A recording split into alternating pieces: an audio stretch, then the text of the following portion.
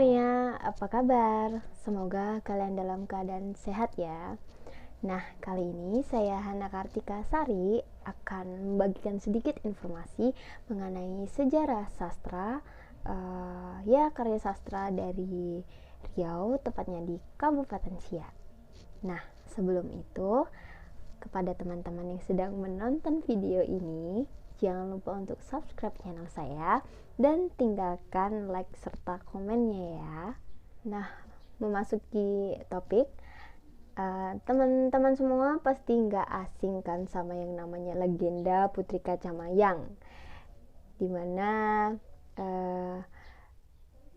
bisa dikatakan ceritanya sendiri tragis ya, dimana seorang putri yang cantik jelita harus kehilangan nyawanya karena sakit, dan sebelumnya sempat juga diculik karena dipaksa ya untuk menikah dengan Raja Aceh. Nah, teman-teman nih pasti penasaran, ya khususnya bagi teman-teman yang belum tahu ya, pasti penasaran kayak gimana sih ceritanya gitu, kayak gimana sih isi legendanya itu. Nah, kayak gitu. Nah, sebenarnya untuk cerita dari Putri Kacamayang sendiri ini banyak versi ya, cuma kali ini saya akan menceritakan berdasarkan informasi yang sudah saya dapatkan. Baik teman-teman, sebelum saya melanjutkan bercerita mengenai legenda Putri Kacamayang, saya ingin membagikan sedikit informasi mengenai kerajaan Gasip ya. Nah, seperti yang kita tahu bahwa kerajaan Gasip ini tidak luput dengan legenda Putri Kacamayang, atau sebagian latar tempat dari, bukan sebagian ya, malah udah terlibat ya secara seluruh di legenda Putri Kacamayang ya. Kerajaan Gasip sendiri ini terletak di hulu Sungai Jantan. Seperti yang kita tahu bahwa Sungai Jantan sekarang disebut sebagai Sungai Siak.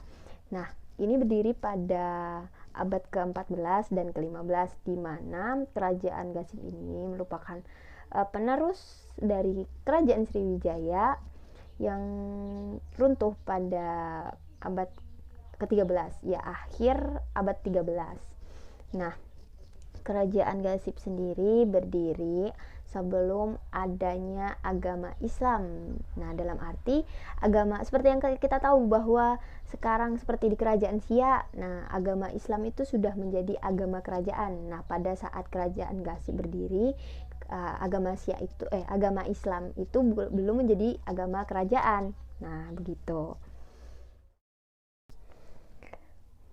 Baik teman-teman, di sini saya akan mulai menceritakan isi dari legenda Putri Kacamayang sendiri.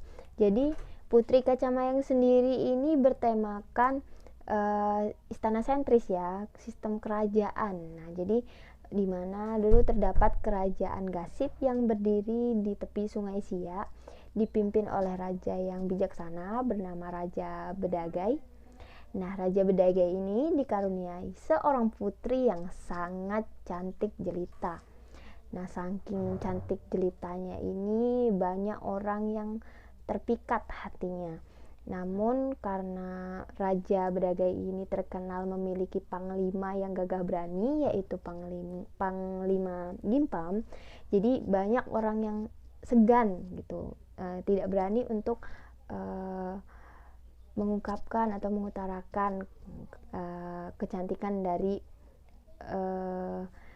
sang putri ini ya, dalam maksud untuk meminang. Nah, begitu.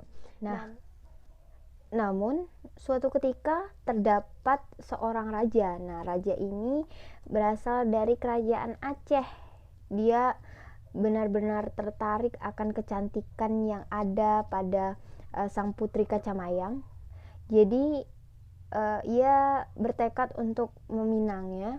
Dia melamar melalui sebuah surat yang ia titipkan kepada pengawalnya. Nah, surat itu tentunya diterima oleh sang raja dari kerajaan Gasip. Nah, kemudian sang raja ini meminta keputusan dari sang putrinya sendiri. Bagaimana kamu menerima tidak lamaran dari Raja Aceh gitu. Tentu sang putri menolak dengan alasan bahwasannya ia belum siap untuk dipinang. Nah, jadi karena merasa lamarannya ini ditolak, sang Raja Aceh ini pun marah dan berniat untuk menyerang kerajaan Gasib.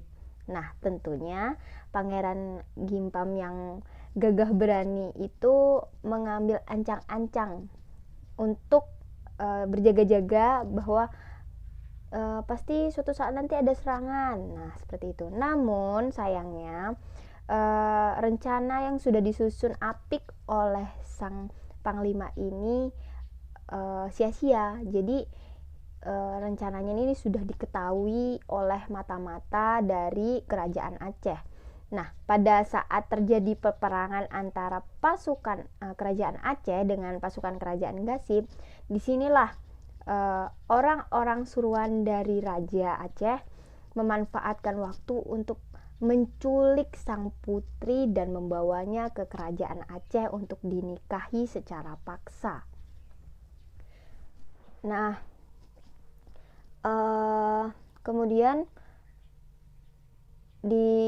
untuk latar di dalam kerajaan Gasib sendiri itu sudah begitu kacau karena adanya tragedi penculikan sang putri ini. Nah, kemudian kekacauan ini tentunya diketahui oleh sang panglima, dan panglima mendapatkan beberapa informasi dari para pelayan bahwasannya sang putri telah diculik. Kemungkinan mereka adalah pasukan dari kerajaan Aceh, di mana ya pelayan tersebut menduga bahwasannya sang putri ini akan dinikahi oleh sang Raja Aceh secara paksa.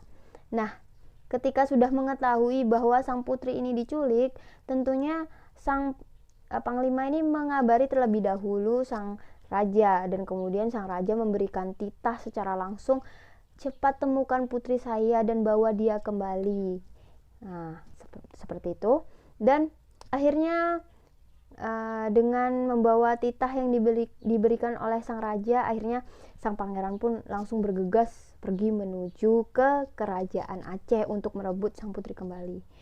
Nah, setelah melewati beberapa rintangan dan melawan pasukan-pasukan Aceh, akhirnya sang panglima pun berhasil merebut kembali sang putri ke tangannya, ke pangkuannya, untuk dibawa kembali ke kerajaan Gasib. Nah, sayangnya sang putri ini nyawanya tidak bisa diselamatkan. Ya, beliau meninggal dunia ketika di dalam perjalanan menuju ke arah kerajaan Gasib. Ya, berdasarkan yang saya ketahui dari beberapa narasumber, bahwasanya sang putri ini menderita sakit parah ketika sudah masih berkedudukan di Gasib. Nah, di kerajaan Gasib. Jadi beliau diculik dalam keadaan sakit dan dibawa pulang juga kembali oleh sang panglima dalam keadaan sakit pula. Nah, akhirnya beliau tidak tahan untuk menahan rasa sakit, akhirnya beliau pun meninggal dunia. Namun beberapa orang juga beranggapan bahwasanya sang putri ini meninggal tidak hanya karena sakit, melainkan karena terdesak-desak, ya, seperti tertekan gitu, seperti saat panglima membawa beliau kembali itu dengan keadaan melawan sang pasukan. Nah, seperti itulah keadaannya. Akhirnya karena sudah tidak sanggup, beliau pun meninggal dunia gitu, seperti itu, kurang lebih seperti itu. Nah, tentunya jasad sang putri ini tetap dibawa kembali ke kerajaan Gasib. Ya, begitu sang raja mengetahui bahwa putri tercintanya ini meninggal dunia, sang raja akhirnya sedih dan memutuskan untuk menyendiri. Kemudian meninggalkan kerajaan, dan kerajaan ini diberikan kepada sang Panglima Gimpam. Namun karena sang Pangeran Gimpam ini mungkin karena tidak enak hati, merasa titah yang diberikan itu tidak bisa diwujudkan gitu. Akhirnya sang Pangeran Gimpam pun lebih memilih untuk menolak dan pergi dari kerajaan tersebut dan membentuk perkampungan baru. Nah, perkampungan tersebut sekarang dikenal sebagai Kota Pekanbaru. Nah, seperti itu ceritanya. Nah, baik, untuk peninggalan atau bukti adanya cerita ini tentu ada. Tepat di rumah saya, ya rumah saya sendiri, tepat sekali bersebelahan, tidak bersebelahan, kemungkinan beberapa kilometer jaraknya, dekat sekali dari rumah saya menuju makam Putri Kacamayang. Nah, Putri Kacamayang sendiri merupakan bentuk dari bukti dari adanya legenda Putri Kacamayang ini. Ya alamatnya itu di Kecamatan Kotogasip, Kabupaten Siak, di Desa Pangkalan Bintang. Namun mengingat keadaan sekarang penyebaran virus COVID semakin meningkat, akhirnya akses untuk menuju ke makam Putri Kacamayang sendiri pun ditutup seperti itu, untuk mematuhi protokol juga ya. Jadi ya untuk keadaan makam saat ini sepi gitu. Namun untuk orang yang memang dari dalam warga sekitar Kotogasip sendiri masih bisa untuk berkunjung. Namun di dalam masih bisa untuk berkunjung ya. Biasanya banyak orang yang berkunjung itu ketika usai Lebaran Idul Fitri, itu memang sangat banyak ya. Untuk lokasi sendiri itu terbilang makamnya sangat cantik ya. Jadi berada di agak di dataran tinggi, tidak terlalu tinggi ya, bisa dibilang ya tinggi, letaknya di dataran yang tinggi, tidak sangat tinggi, dan di bawahnya itu terdapat waduk buat ketika ke sana kita juga disuguhkan oleh satwa ini, monyet ya, banyak, dan tempatnya juga sangat-sangat sejuk menurut saya, seperti itu. Nah, pengetahuan berdasarkan yang saya ketahui bahwasannya lokasinya sendiri sedang direnovasi ya. Banyak seperti bangunan-bangunan penutup makamnya sendiri, itu gedung makamnya itu lebih diperbaiki dari warna cat. Nah, kemudian penambalan beberapa bangunan yang mungkin sudah rusak gitu. Nah, seperti itu. Nah, baik, untuk menghubungkan atau membandingkan ya antara mengenai membandingkan bukti legenda ini ya, lebih tepatnya ke buktinya, bukan legendanya ini. Ya, makam Putri Kacamayang sendiri itu dulunya lokasinya ingin dibangun sebuah pabrik ya, pabrik kelapa sawit oleh salah satu perusahaan kelapa sawit. Namun karena mengetahui makam ini memiliki nilai sejarah yang tinggi dan bentuk suatu budaya yang dipegang erat oleh adat masyarakat di Hasip sendiri. Nah, akhirnya pihak perusahaan pun lebih memilih untuk menggeser kan lokasi pembangunan pabrik. Nah, oleh karena itu lokasi pabrik dengan lokasi makam saat ini nih memang dekat dan tidak jauh. Bahkan untuk dari ke pabrik menuju ke makam Putri Kacamayang itu kita hanya perlu berjalan kaki, seperti itu. Nah, kemudian untuk ya izin akses masuk. Nah, karena makamnya sendiri terletak di dalam perusahaan minyak kelapa sawit. Itu sebabnya perlu izin akses masuk. Nah, kemudian untuk ya karena pihak perusahaan tahu betapa berharganya makam ini pada budaya Indonesia, khususnya Siak, Riau. Akhirnya pihak perusahaan memutuskan untuk merenovasi makam Sang Putri Kacamayang ini. Nah, jadi perbandingannya untuk segi keindahannya ya, dibandingkan dari yang dulu dengan sekarang, ya tentu lebih apik yang sekarang, lebih bagus dan rapi, tertata rapi, dimana terdapat di bukit kecil di atasnya, kemudian di bawahnya terdapat waduknya lebar, terus hamparan rumput juga, kemudian pohon-pohon kelapa sawit juga. Itu merupakan ya bentuk nilai keindahannya lah dari makam tersebut. Nah, kemudian selain makam, kemudian ada juga syair yang sering kali disenandungkan untuk menidurkan anak bayi. Ya, syair ini berisikan tentang pesan dari legenda Putri Kacamayang sendiri, kemudian isi dari legenda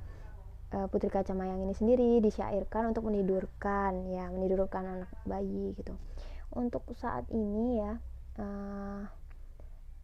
untuk saat ini lantunan syairnya ini sendiri saya sudah mulai jarang mendengar, dan ya saya rasa mungkin hampir terlupakan seperti itu. Baik, sekian informasi yang dapat saya berikan kepada teman-teman semua ya mengenai peninggalan sastra ya, sejarah sastra dari Koto Gasik Siak ini. Semoga informasi yang saya berikan ini nantinya bermanfaat bagi teman-teman semua.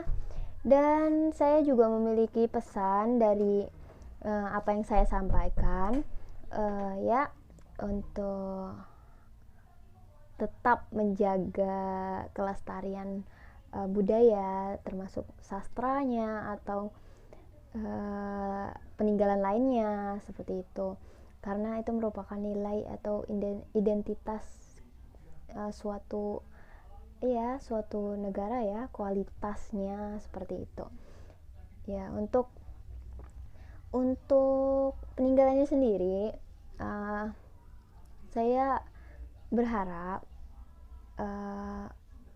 makam ini akan tetap dimanfaatkan sebagai media edukasi ya, atau religius, tetap dilestarikan dan tidak dirusak ya, seperti itu.